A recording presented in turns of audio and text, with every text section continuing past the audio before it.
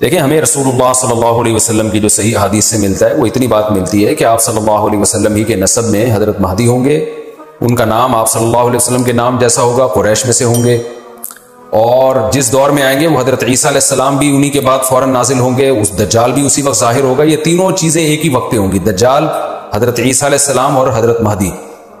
اور حضرت مہدی دمشق میں مسجد میں نماز کے لیے کھڑے ہوں گے کہ اچانک حضرت عیسیٰ علیہ السلام فرشتوں کے کندھوں پہ ہاتھ رکھ کے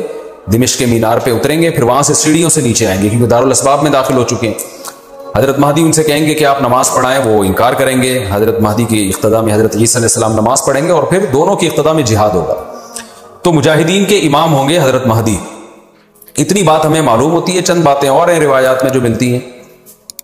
یہ ہمیں ڈیٹ نہیں بتائی گئی ہے، سن نہیں بتایا گیا، سال نہیں بتایا گیا، اس بارے میں صدیوں سے لوگ پیش گوئیاں کر رہے ہیں کہ فلاں سن میں آئیں گے، فلاں سن میں آئیں گے، بڑے بڑے لوگوں نے پیش گوئیاں کی ہے تو 100% غلط ثابت ہوئی ہیں۔ تو اب بھی لوگ پیش گوئیاں کر رہے ہیں کہ 2025 میں آئیں گے، کوئی کہہ رہا ہے 2030 میں آئیں گے۔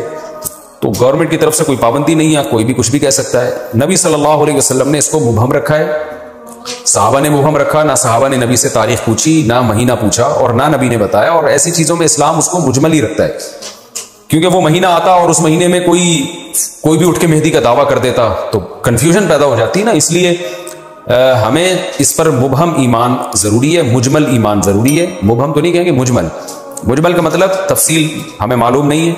بس ہمیں پتہ ہے کہ ایک وقت آنے والا ہے قرب قیامت میں کہ حدیث میں آتا ہے خراسان سے ایک لشکر اٹھے گا اور اللہ اس کو فتح عطا فرمائیں گے۔ حدیث میں آتا ہے کہ مجاہدین لڑیں گے اور اتنی بڑی جنگ ہوگی کہ آپ صلی اللہ علیہ وسلم نے فرمایا کہ 1/3 مجاہدین اس میں جو لڑنے والے ہوں گے وہ شہید ہو جائیں گے، جو اس وقت کے سب سے افضل ترین شہداء ہوں گے، اور 1/3 مجاہدین وہ ہوں گے جو لڑائی کی شدت اور سختی کی وجہ سے میدان چھوڑ کے بھاگ جائیں گے۔ یہ وہ لوگ ہوں گے جن کی اللہ کبھی بھی توبہ قبول نہیں کرے گا، اور 1/3 ہوں گے جن کو اللہ دنیا پہ غلبہ عطا کرے گا، کفر پہ غلبہ عطا کرے گا۔ تو یہ اس وقت پھر حضرت مہدی کی قیادت میں جہاد ہوگا اور پوری دنیا میں امن قائم ہو جائے گا۔ حضرت عیسیٰ ابن مریم بھی اسی وقت نازل ہوں گے، دجال کو قتل کریں گے، اور ایک اور دفعہ، یعنی ایک دفعہ تو اسلام دنیا میں غالب آ چکا ہے، تو ایک اور دفعہ اسلام حضرت مہدی حضرت عیسیٰ ابن مریم کے ذریعے پوری دنیا میں غالب آ جائے گا، اور ہر طرف خیر ہی خیر ہوگی، جزیے کا نظام ختم ہو جائے گا، اور اللہ تعالیٰ اپنی برکتوں کو کھول دے گا، آسمان کی برکتیں، خوب بارشیں برسیں گی۔ ایک روایت میں آتا ہے، ترمذی کی روایت ہے، اتنے بڑے بڑے انار پیدا ہوں گے کہ اس کے چھلکے کو لوگ سائبان کے طور پہ استعمال کریں گے، ایک ایک انگور کا دانہ کئی لوگ نچوڑ کے پئیں گے، یعنی برکتیں اللہ کی طرف سے ایسی کھل جائیں گی، تو پوری دنیا میں امن ہوگا۔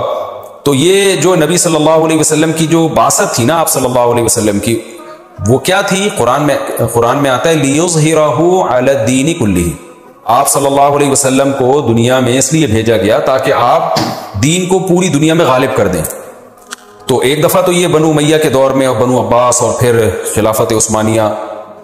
یہ جو مسلمانوں کی خلافتیں چلی ہیں، تو بنو امیہ اور بنو عباس کے دور میں تو اسلام پھیل گیا تھا، پوری دنیا جتنی بھی مہذب دنیا تھی اس میں اسلام ہی اسلام تھا، یعنی اسلامی حکومت تھی، سب مسلمان نہیں تھے لیکن حکومت اسلامی تھی، سب مسلمانوں کے زیر سایہ تھے۔ تو اللہ تعالیٰ اب پوری دنیا میں